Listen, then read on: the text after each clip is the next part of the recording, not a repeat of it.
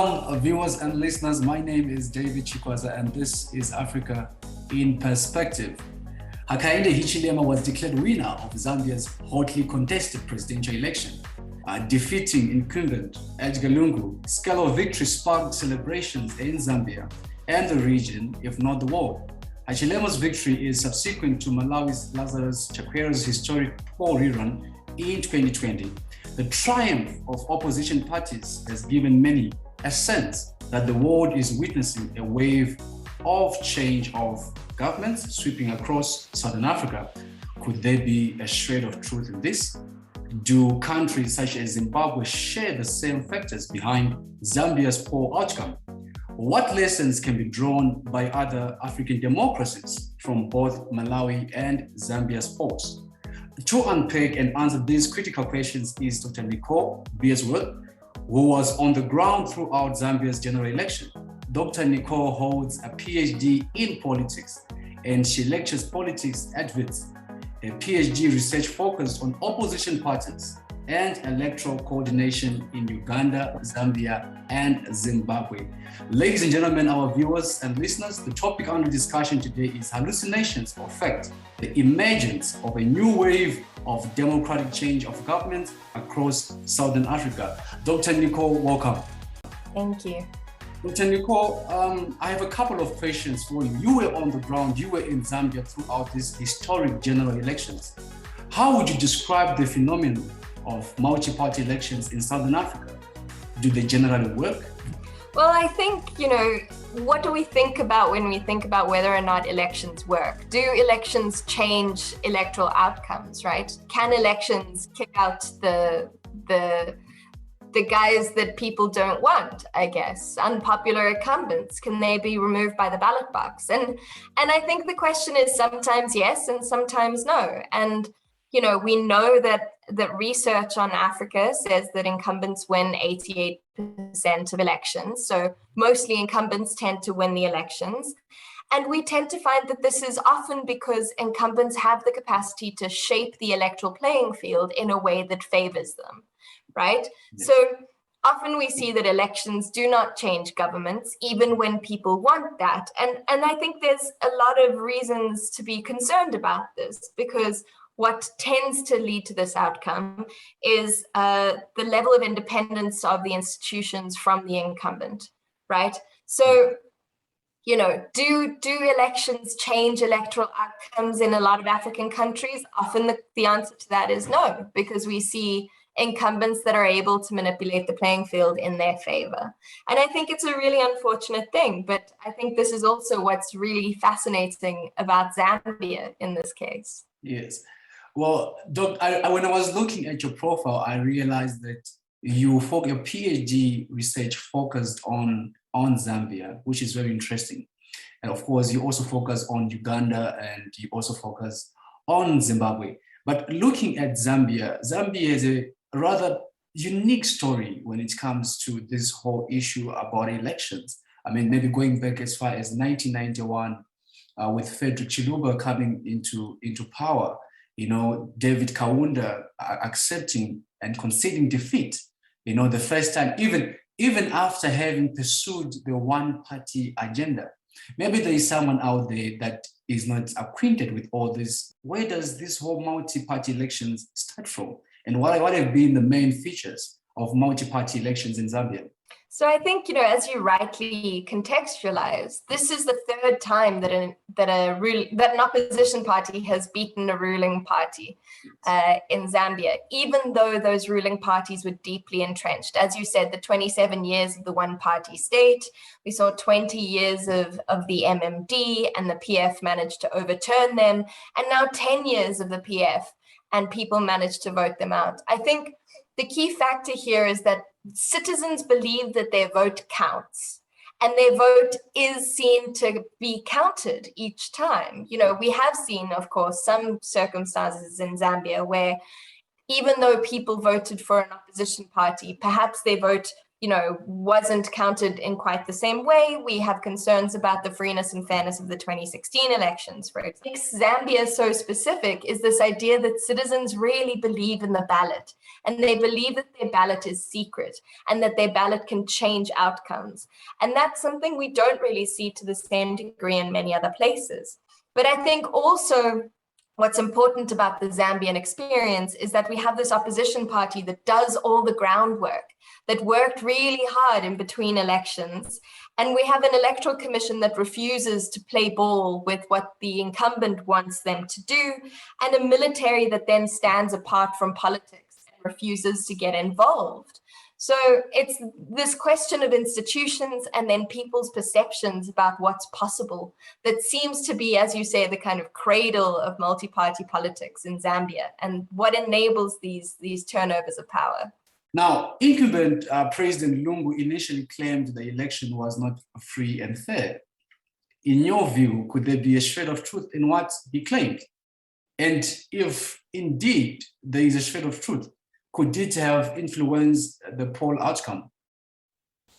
Well, so the thing that I think is amusing about this is that the election was absolutely not free and fair.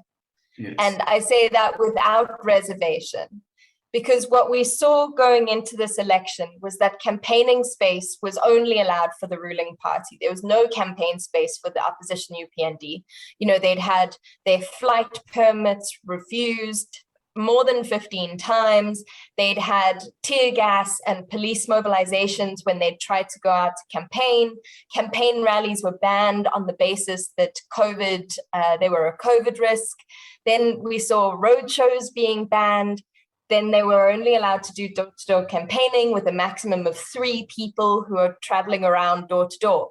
While at the same time, we saw the ruling party being able to go out and launch development initiatives. And you had that with, the president, the vice president, and the running mate who did not have an official government role, but she was taking advantage of state resources in order to go out and campaign with the incumbent.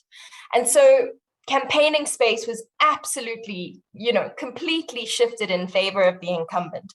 Then if we talk about the media space was completely shifted in favor of the incumbent.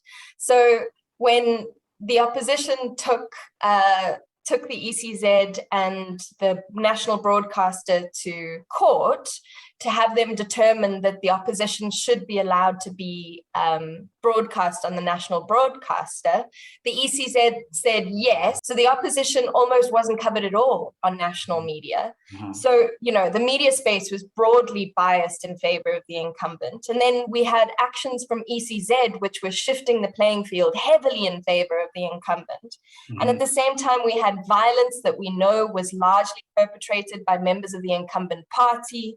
We had the military on the streets, and we had an ECZ that refused to allow an independent audit of the electoral, even though they'd done so 5 years earlier. Mm-hmm. So we had all of these ways in which the process was shifted and was unfree and unfair in favor of the incumbent.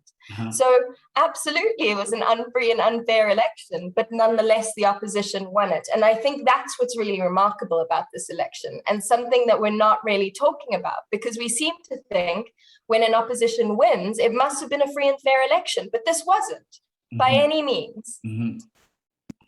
Very, very interesting. But now going to the gist of this whole conversation, Dr. Nicole.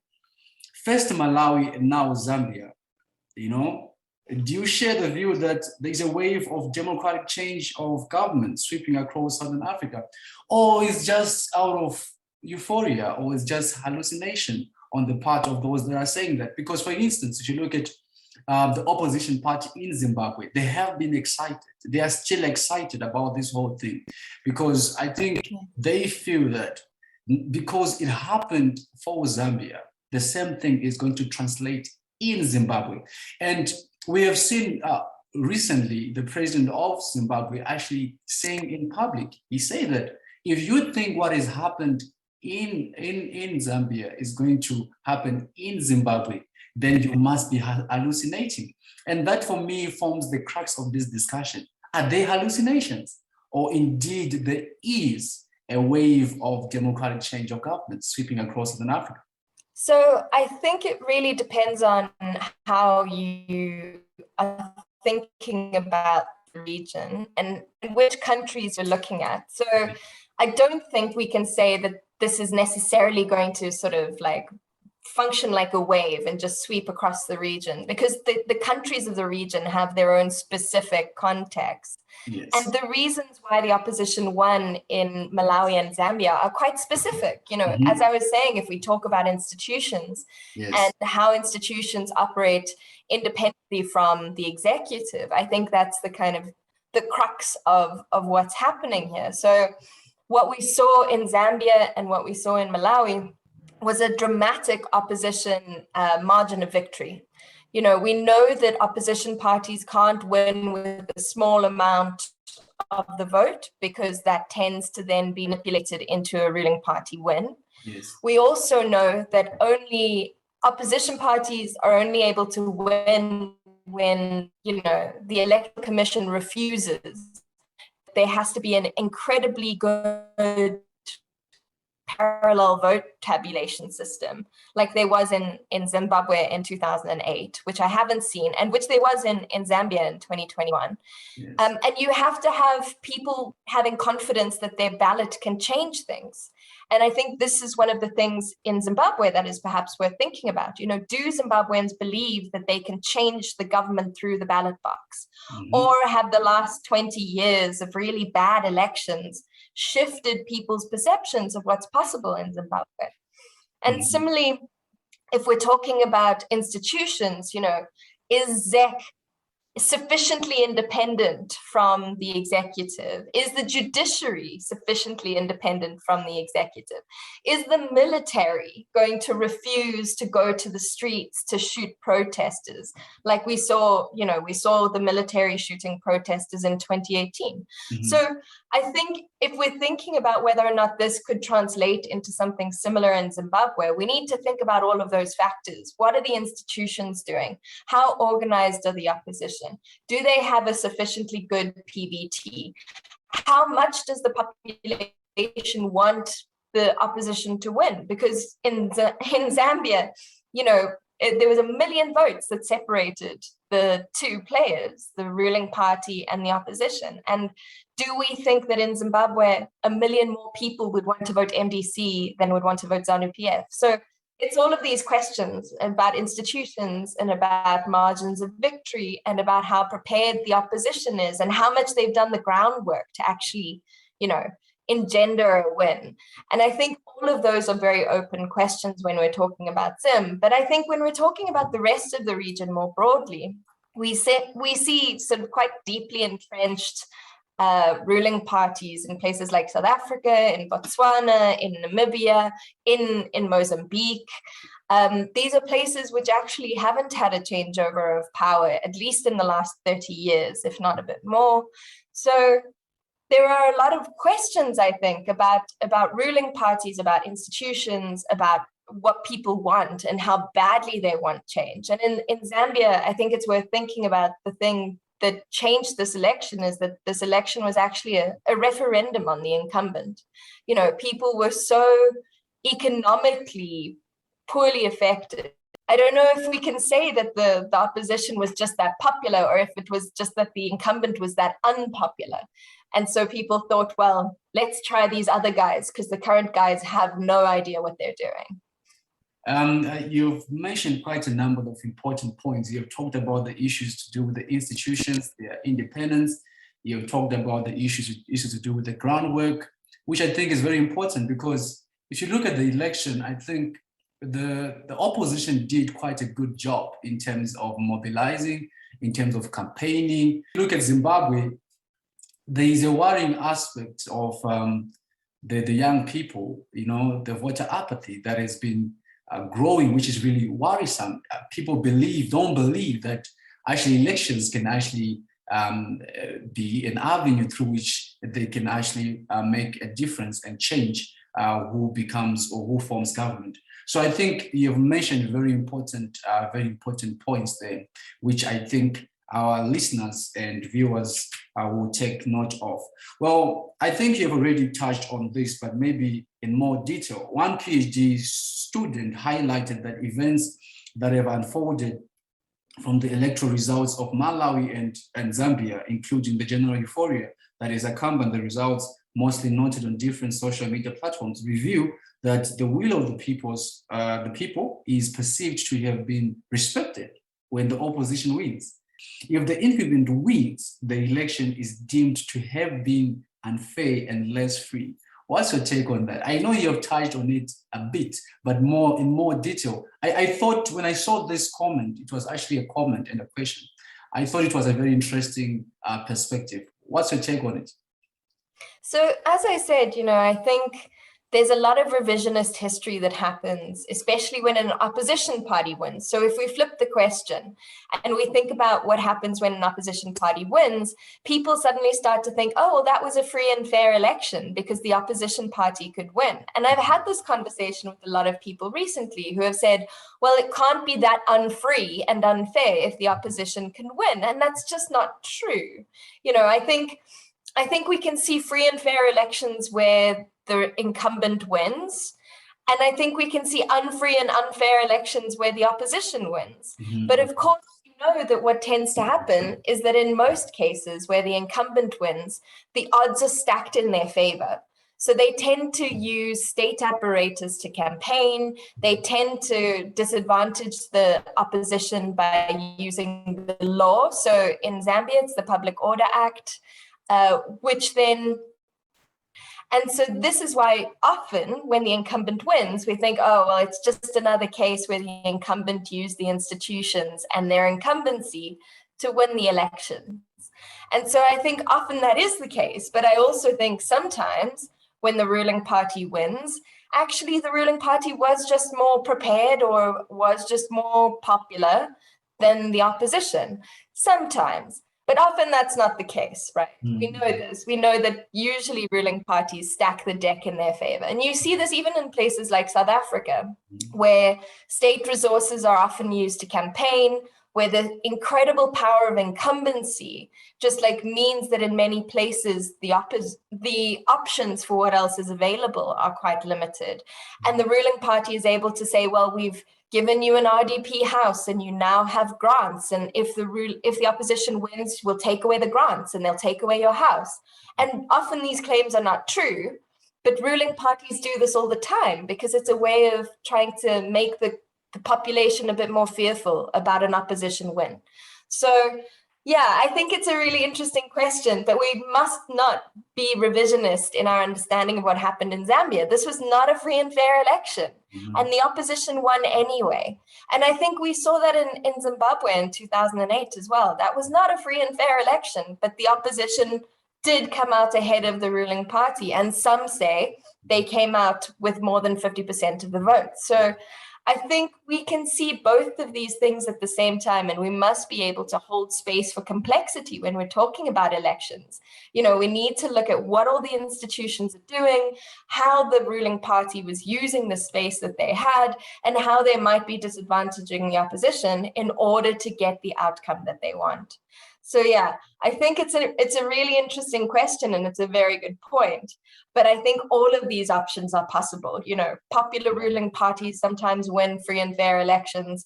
Popular opposition parties sometimes win unfree and unfair elections. That all of these things are really possible.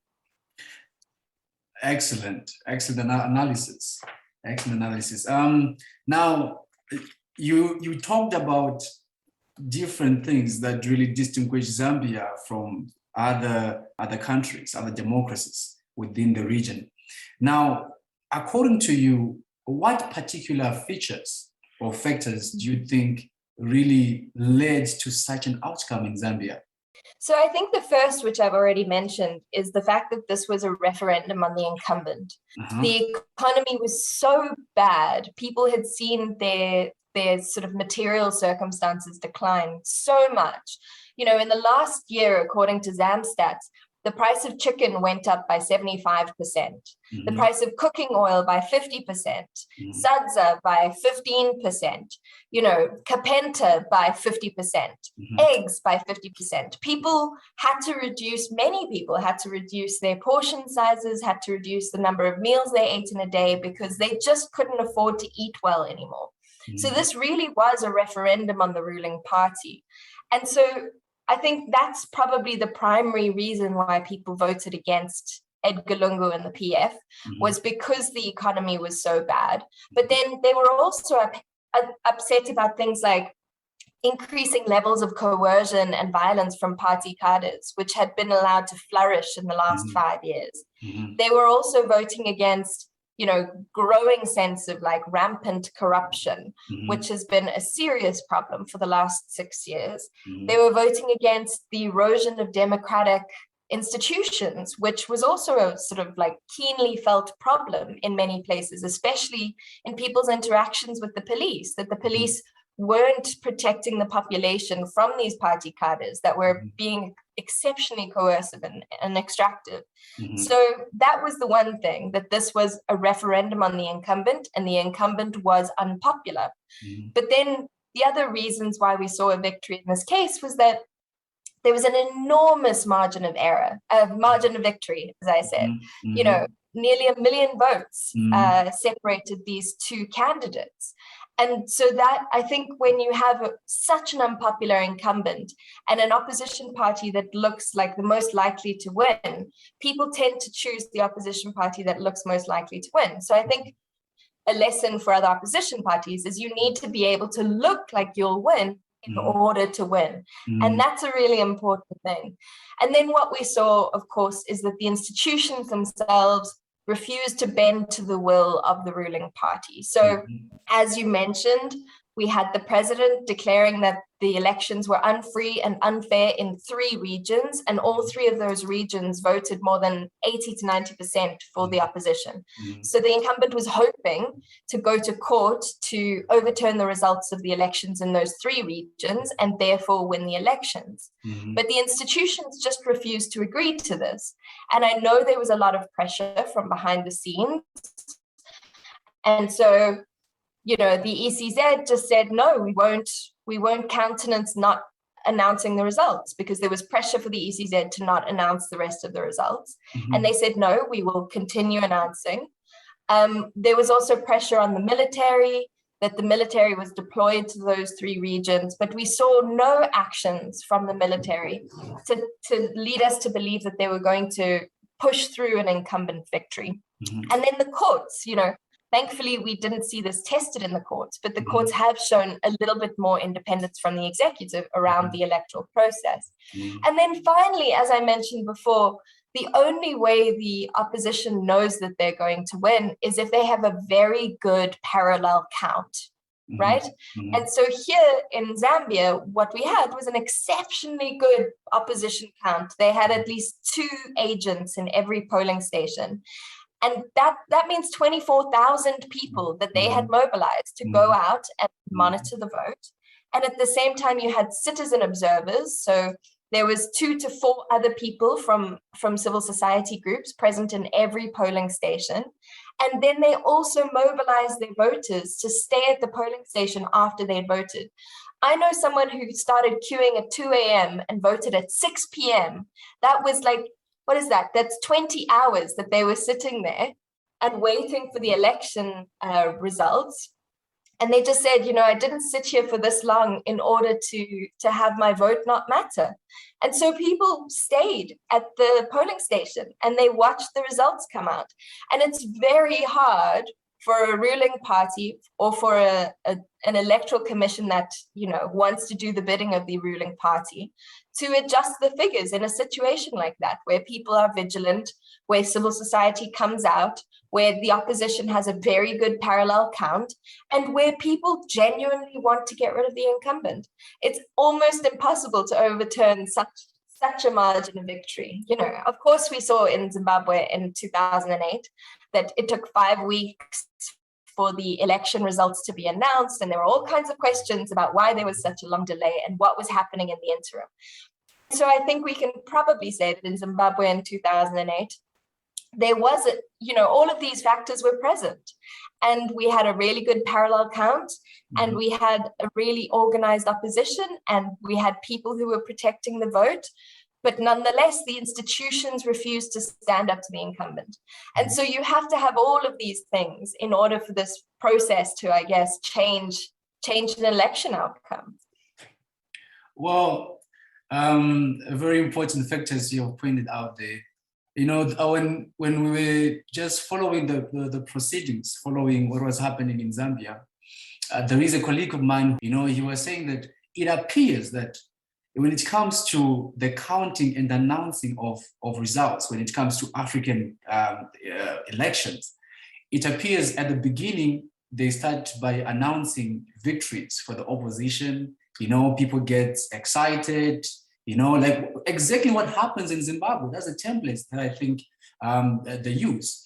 People are excited, maybe starting from the urban areas. And then all of a sudden, without you even seeing where it's coming from, then you realize that they're now beginning to announce, the victory of the incumbent, giving huge margins, and eventually announcing the incumbent as the winner. So I think it's interesting because my perception is that normally electoral commissions try to manage expectations. And so I remember in Zimbabwe in 2018, what the electoral commission did, what ZEC did, is they started announcing results a lot from ZANU-PF constituencies. And then they started announcing parliamentary results. And it became clear that in Parliament, ZANU-PF had a 2/3 majority. And so that created this perspective that they were also going to win the presidency, and they were going to win it by similar margins, right? So in my experience, I think that electoral commissions are now a little bit better at trying to manage people's expectations. So they manage where they are announcing results from in order to get to a certain outcome. So my experience in Zambia in this last election, I thought it was really important actually that the ECZ announced the first batch of 15 constituencies, and those 15 constituencies gave Hichilema a 62% lead. And so when you're announcing the first 15, you could announce, from ruling party heartlands, and it would give the ruling party an advantage, and you would make it look like the ruling party is probably going to win. But instead, they announced from around the country and showed that the opposition was already ahead with 62% of the vote. So I think electoral commissions have capacity to make decisions about where they announce from in order to guide what the expectations of the population might be and what the population thinks is going to be the likely outcome. So I have seen this in Zim, and I think, what we have seen in places like Kenya is an electoral commission that actually announces results that initially make it look like the opposition's going to win and then come back with an incumbent victory. And that is one of the factors that led to the kinds of violence we saw in 2007, right? So I think learning from that, a lot of electoral commissions have said, okay, if we want to avoid that kind of Kenyan outcome, we need to be better at managing expectations throughout the process. So if we think that one party is going to win, we need it to look like that party is going to win right from the beginning. So you try to select your constituencies in order to get the kind of outcome that you're looking for. But yeah, I think electoral commissions have a lot of capacity to shape the narrative in these kinds of questions. And that's what I've seen, certainly in Zimbabwe and Zambia in the last few years. Lovely. Well, now, I'm sure there are some opposition parties that are really interested in terms of what they should do or what they should do differently. Because like we already highlighted, there's a lot that was at play. There's a lot of things that Hichilema did, his party did, in order to ensure his victory. So before I let you go, Doug, what recommendations would you like to submit to opposition parties in Southern African countries that aspire to achieve what Hichilema's UPND has accomplished? So I think the key lesson is that you can't win an election without doing the groundwork. You can't just be popular on Facebook and Yes. expect that people are going to vote for you. You need to do the groundwork. You have to have the structures. You have to be mobilizing. They have to be speaking to the community. You have to have popular MPs. And what we've seen in a lot of places is this sort of manipulation of selection procedures to choose really unpopular MPs. And then you have multiple people running in constituencies who then split the vote. Yes. And we saw this in 2018 in Zimbabwe. So I think opposition parties need to start from the day after the last election that they lost, and they need to start reinvigorating structures, reaching out to the population, selecting popular MPs. They need to be on the ground and they need to be doing the work, because you can't win an election without being seen like you're going to win an election. You know, you need to be locally popular and you need to have legitimacy. And I think that a lot of opposition parties leave it till a year or two out from the elections and then think, okay, now it's time to start going. And that's too late. By then it's already too late, especially in places where, you know, the state media blocks out the opposition, because you need to be known on the ground. And in a lot of places, people don't know that there is an opposition anymore because they haven't seen anything about them for 2 to 3 years. Yes. So I think the lesson to opposition parties is you need to be organized, you need to be working hard, you need to be doing the groundwork. You can't just be on Facebook or on Twitter and expect people to vote for you. And the second thing is you have to have a really good vote protection mechanism. You need to have a good parallel count. You need to make sure that you have people in every polling station. You need to be able to hold the incumbent accountable. And so, you know, without those two things, I think it's all but impossible for many opposition parties to win an election. And then that's kind of also on them, you know. Yes. They need to be better at organizing, basically. Thank you so much, Dr. Nicole, for coming to the show. Looking forward to have you again in the future. It is bye for now. Thank you so much, our viewers and listeners, for joining us once again. It's always a pleasure having you. Do not forget to follow and like us on all our social media platforms. And more importantly, do not forget to subscribe to our YouTube channel and also get others to do the same. Until we meet again, until our next conversation, it is bye-bye for now. God bless you.